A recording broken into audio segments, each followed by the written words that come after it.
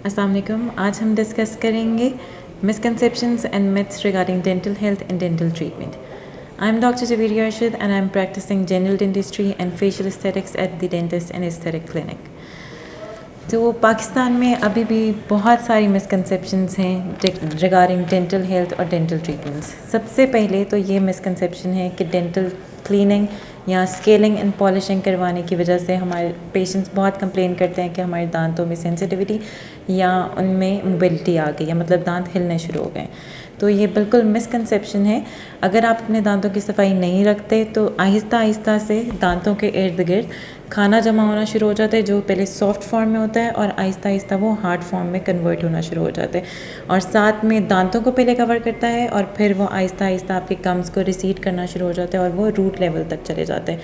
फिर दांतों के मसले स्टार्ट हो जाते हैं, जिस तरह गम ब्लीडिंग और गम इन्फेक्शन शुरू हो जाता है, जिसकी वजह से जब हमारे पास पेशेंट्स आते हैं इस कंडीशन में तो उनको हम स्केलिंग एडवाइस करते हैं, और वो सफाई करवाने की वजह से कुछ अर्सा के लिए दांतों में आपको सेंसिटिविटी या मोबिलिटी फील हो सकती है, लेकिन वो वक्त के साथ साथ ठीक होने शुरू हो जाती है। इसलिए हम रिकमेंड करते हैं कि आप हर 6 महीने बाद या एटलीस्ट साल में एक दफ़ा डेंटल स्केलिंग एंड पॉलिशिंग करवाएं, ताकि आपको इस तरह के मसले मसाइल पेश ना आएँ। दूसरा जो मिथ या मिसकंसेप्शन है हमारी, वो ये है कि ज़ोर से ब्रश करने से, जितना ज़ोर से ब्रश करेंगे उतने ज़्यादा दांत हमारे साफ़ होंगे।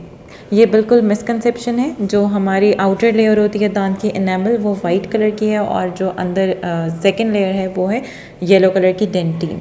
तो आप जितना ज़ोर से ब्रशिंग करते हैं आप अपनी एनामल को बेसिकली ट्रॉमा पहुंचा रहे हैं, और वो ज़्यादा जल्दी वेयर ऑफ हो रही है, जिसकी वजह से आपके दांत आहिस्ता आहिस्ता पीले होना शुरू हो जाते हैं।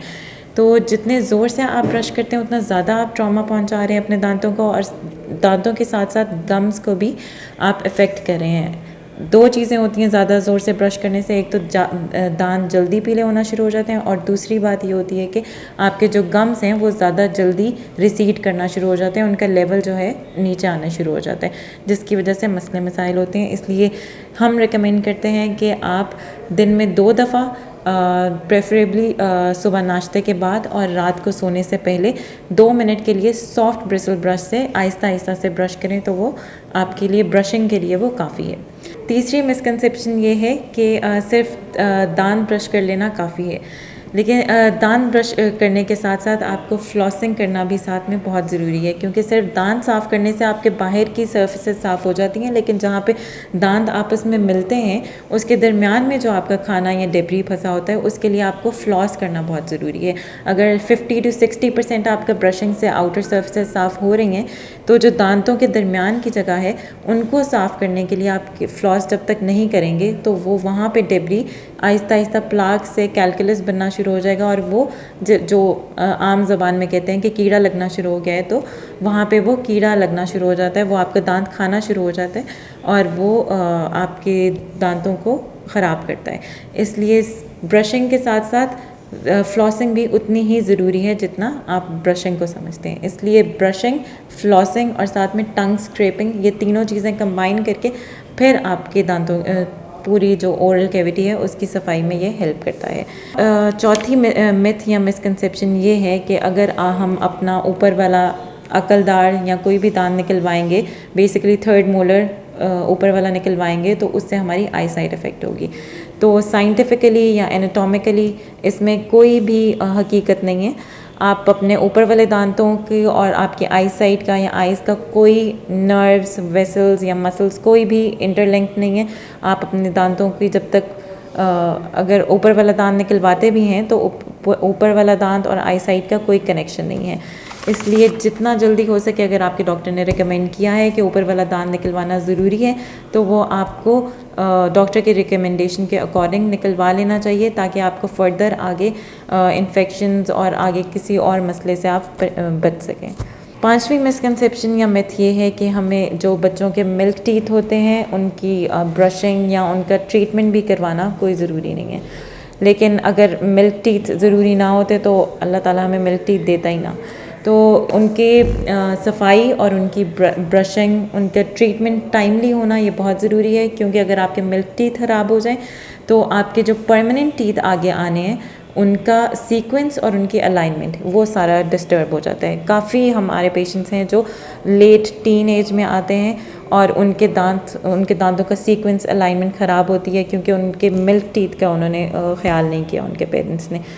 तो मिल्क टीथ की सफाई और उनका ट्रीटमेंट टाइमली होना बहुत ज़रूरी है। अगर मिल्क टीथ आपके टाइम से पहले निकल जाए तो वो परमानेंट टीथ जो आएगा आपका नेक्स्ट उसकी जगह पे वो सही अलाइनमेंट में नहीं आएगा, जिसकी वजह से दांत टेढ़े निकलते हैं।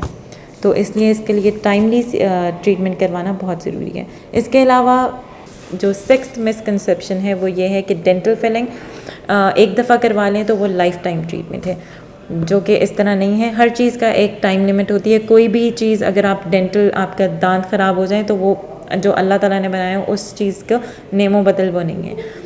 तो आपका जब दांत थोड़ा सा भी ख़राब हो जाता है तो उसकी जो एबिलिटी है वो थोड़ी कम हो जाती है। जो हम फिलिंग करते हैं उसकी भी कुछ लाइफ है। जिस तरह से जो सिल्वर अमेलगम फिलिंग होती थी पहले वो 10 से 12-15 साल निकल जाती थी, और जो वाइट फिलिंग अब करते हैं कॉम्पोजिट वगैरह वो 5 to 7 ईयर्स उसकी लाइफ होती है।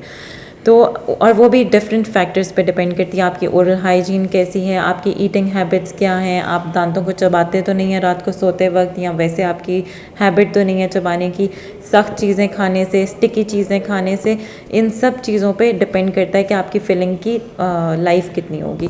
तो डेंटल फिलिंग एक दफ़ा करवा लेने से ये लाइफ टाइम ट्रीटमेंट नहीं है, आपको उसका बहुत ख्याल रखना पड़ता है। जिस तरह बाकी किसी आर्टिफिशियल चीज़ आप लगवा लें अपनी बॉडी में उसका ख्याल रखना होता है, इसी तरह से डेंटल फिलिंग का भी ख्याल करना पड़ेगा। अच्छा, जो सेवन्थ मिसकंसेप्शन या मिथ है वो है बैड ब्रेथ सिर्फ ब्रश ना करने की वजह से होती है। तो बैड ब्रेथ के भी काफ़ी फैक्टर्स हैं। सबसे पहले तो ऑब्वियसली यही है कि आप ब्रशिंग ना कर रहे हो, ओरल हाइजीन मेंटेन ना हो, तो ये बहुत बड़ा फैक्टर है कि बैड ब्रेथ या हेलिटोसिस लोगों के मुंह से बदबू आती है। तो ये ऑब्वियसली फर्स्टली यही फैक्टर है। सेकंड इसकी जो हमारे पास है रीजंस, उसमें है कोटेड टंग। इसीलिए ब्रशिंग फ्लॉसिंग के साथ आपको टंग स्क्रैपर मिलते हैं, मेटल के मिलते हैं, प्लास्टिक के मिलते हैं। तो वो टंग स्क्रैप करना बहुत ज़रूरी है ताकि आपके जो ज़बान के ऊपर खाना जमा हो जाता है वो भी रिमूव करना बहुत ज़रूरी है। उसकी वजह से भी बैड ब्रेथ का इशू होता है लोगों को।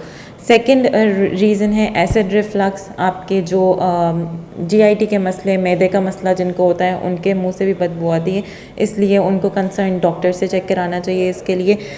उसके अलावा जिनका मुंह काफ़ी ड्राई रहता है उनके भी बैड ब्रेथ के इश्यूज़ होते हैं। इसके अलावा स्ट्रेस, हार्मोनल चेंजेस हैं, डिफरेंट इन्फेक्शंस हैं, माउथ इन्फेक्शंस या अदरवाइज़ आपका कोई जीआईटी का इन्फेक्शन है, तो ये कॉजेज़ हैं आपकी बैड ब्रेथ के लिए। तो इसलिए कंसर्न डॉक्टर से ओरल हाइजीन के अलावा इन चीज़ों पे भी कॉन्सेंट्रेट करना चाहिए अगर आप इसका ट्रीटमेंट कराना चाहते हैं बैड ब्रेथ का। 8th मिसकंसेप्शन है कि रेगुलर माउथ वॉश यूज़ करने से हमारी ओरल हेल्थ बहुत अच्छी रहेगी। तो जो मेडिकेटेड माउथ वॉशेस आते हैं उनको रिकमेंडेड होता है कि 2 वीक्स यूज़ करें।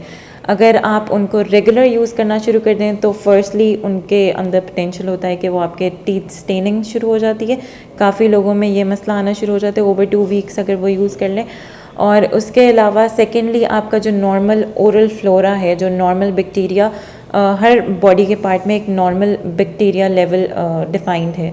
तो अगर आपका जो ओरल फ्लोरा डिस्टर्ब हो जाए, नॉर्मल आपका बैक्टीरियल लेवल जो है वो आपका माउथ का डिस्टर्ब हो जाता है रेगुलर माउथ वॉश यूज़ करने से। मेडिकेटेड जिस तरह से फ्लोरहेक्सिडीन माउथ वॉशेस आते हैं तो वो अगर आप रेगुलर यूज़ करते रहें तो आपका नॉर्मल फ्लोरा डिस्टर्ब हो जाएगा, जिसकी वजह से फिर आगे आपको ओरल कैविटी में मसले आना शुरू हो जाते हैं। इसलिए रेगुलर माउथ वॉश यूज़ करना रिकमेंडेड नहीं है।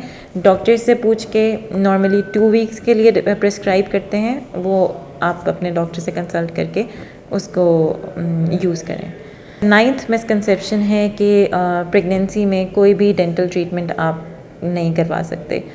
तो फर्स्ट ट्राइमेस्टर में ऑब्वियसली आप डेंटल ट्रीटमेंट नहीं ले सकते, मेडिकेशंस बेसिकली नहीं ले सकते, लेकिन अगर कोई इमरजेंसी ट्रीटमेंट्स हैं तो वो आप ज़रूर करवा सकते हैं। सबसे सेफ़ ट्राइमेस्टर जो है हमारा वो 2nd ट्राइमेस्टर है, 3rd मंथ से 6th मंथ तक।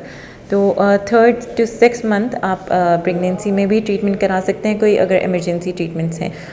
इलेक्टिव ट्रीटमेंट्स जो हैं वो डिले करना प्रेफरेबल है प्रेगनेंसी में, वो आप अपनी डिलीवरी के बाद करवा सकती हैं। लेकिन वैसे सेकेंड ट्राइमेस्टर में अगर करवाना चाहें पेशेंट्स तो वो हम बिल्कुल रिकमेंड करते हैं, लाइक स्केलिंग एंड पॉलिशिंग और अदर ट्रीटमेंट्स आप करवा सकती हैं।